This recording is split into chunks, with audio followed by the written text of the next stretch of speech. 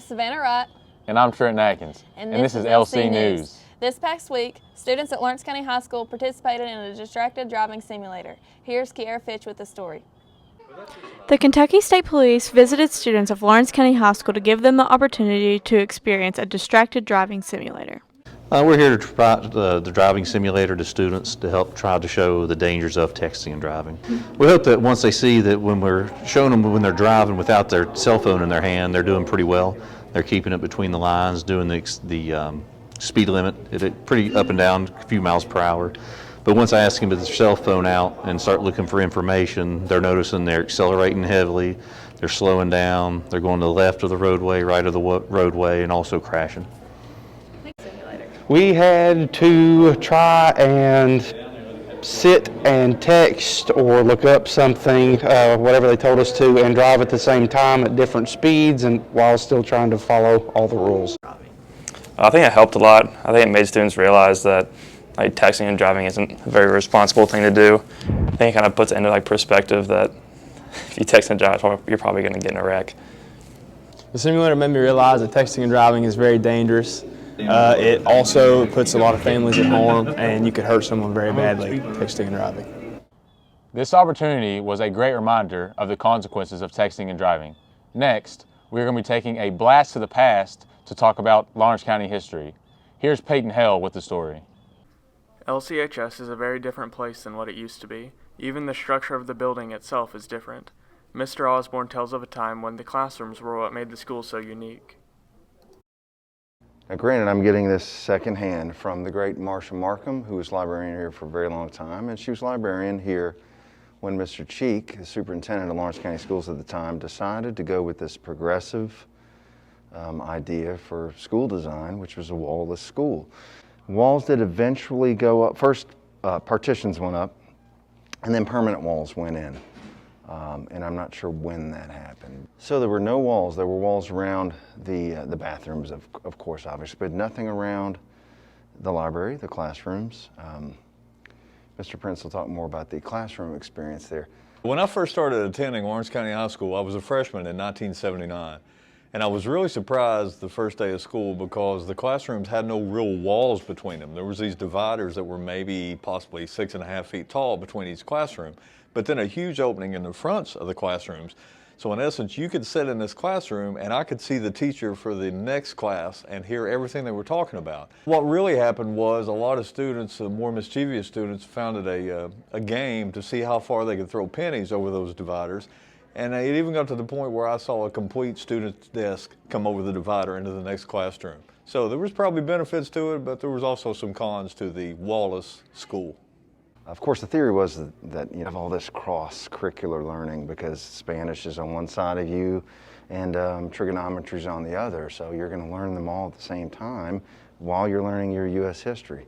That's been discredited. It was discredited pretty quickly. If the whole idea of a wall-less school seems bizarre now, remember that this idea was conceived in the 70s, and that was an era of experimentation in education. The library building wasn't always here either. The old library was located in the middle of the academic building. The building we use now was opened in 2004. Mrs. CECIL will tell us more about it.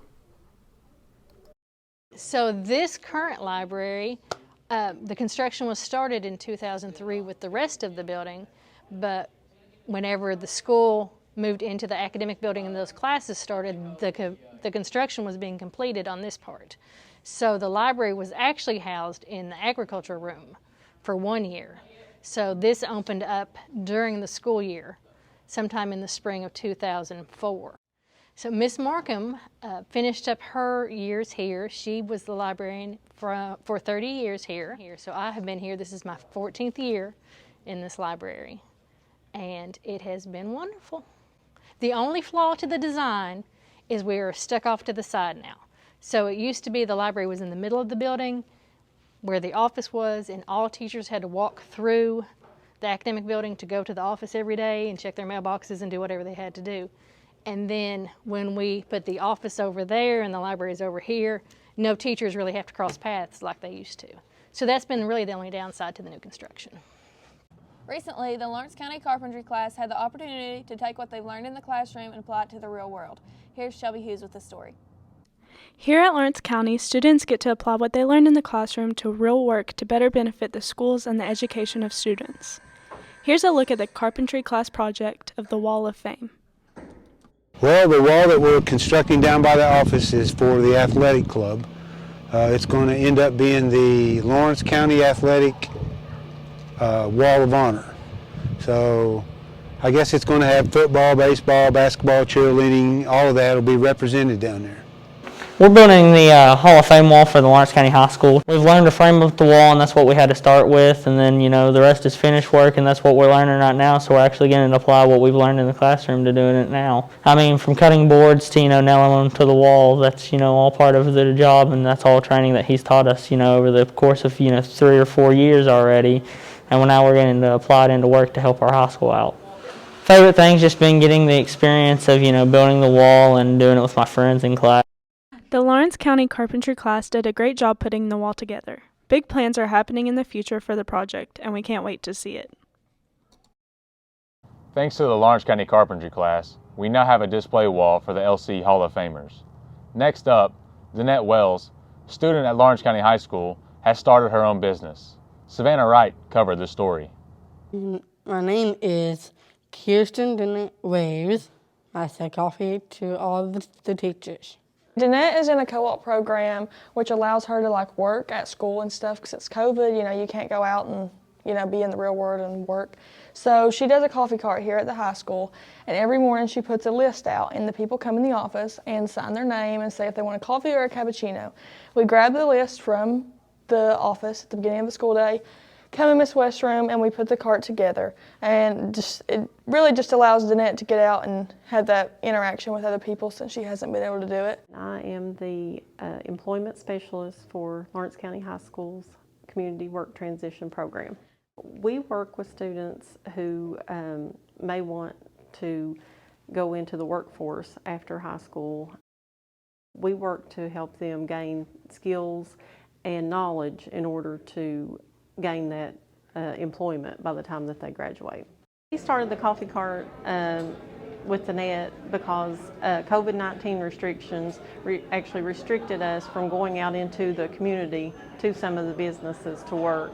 And we thought that was a good way for her to learn a lot of the real-life work skills that she would need going forward. For fall, I've been getting a coffee from Danette every morning with pumpkin spice creamer because it's fall. And hopefully Friday I will get the white chocolate pumpkin cappuccino because that's the special she's running right now. When Danette's coffee cart comes around, there's only one thing I want, and that is strong black coffee.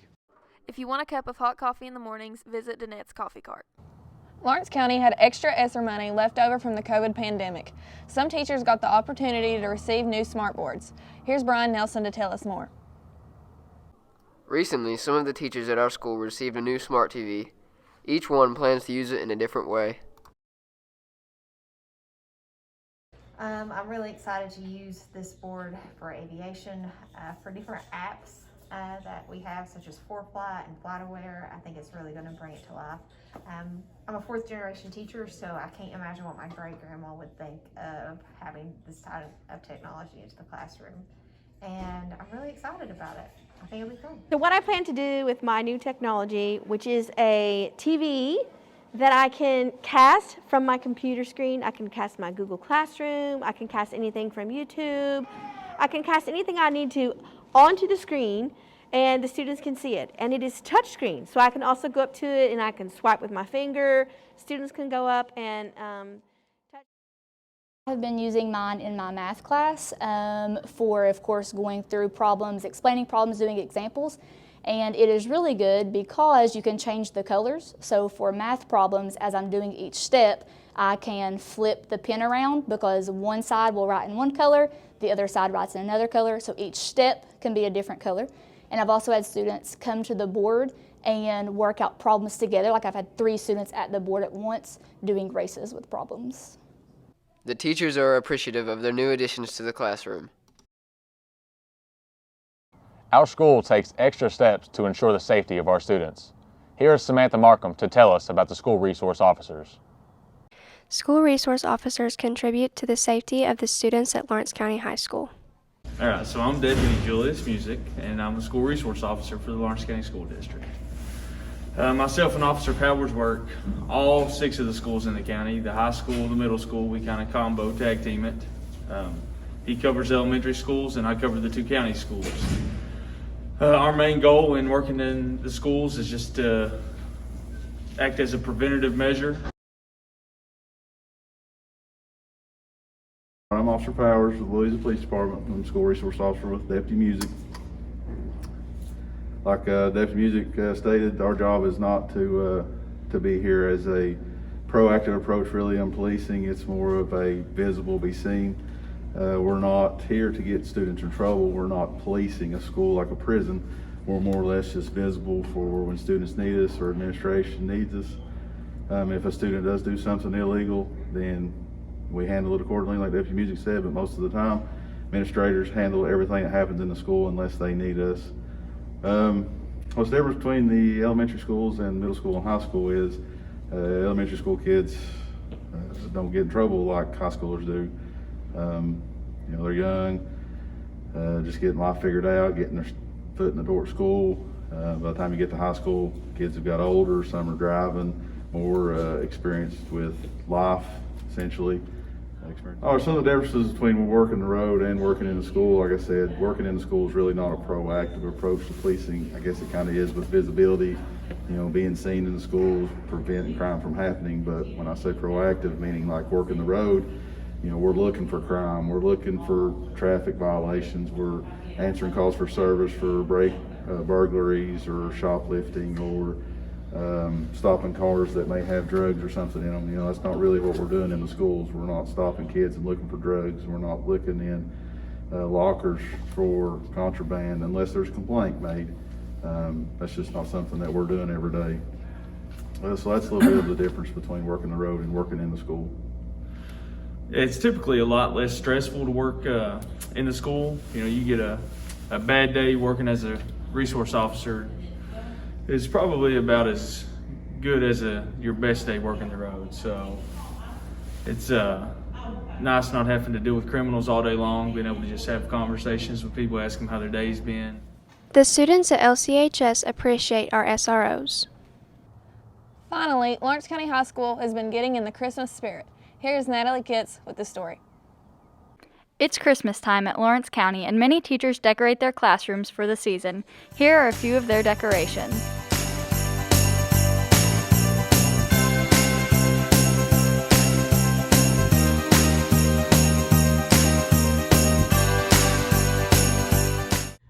I always decorate in the library. The kids do the decorating in the library because the library is the showplace of the school, so we want it to look nice.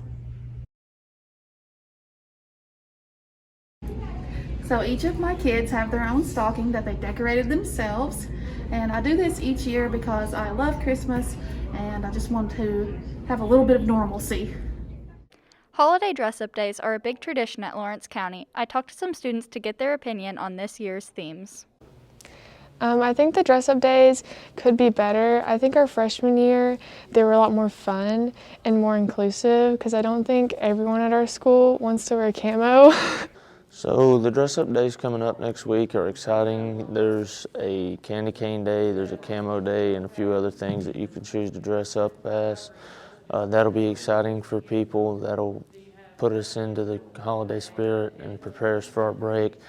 I've heard a lot of talk around the school that people are wanting to have a pajama day, and I know pajama day isn't on the agenda for next week, any of the dress-up days. So as a spirit leader, I think it's my duty to you know, try to organize and try to come together with the faculty and see if we can get a pajama day in there somewhere in the mix. Now that we've heard some student perspectives, let's take a look at what everyone wore.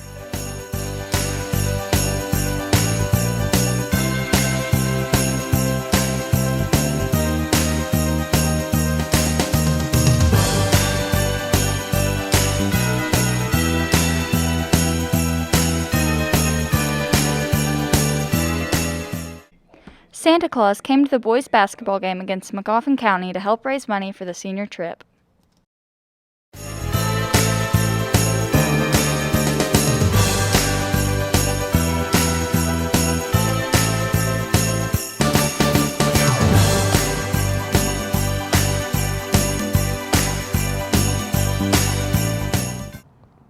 Thanks for watching LC News. Merry Christmas and a Happy New Year. Like and subscribe for more.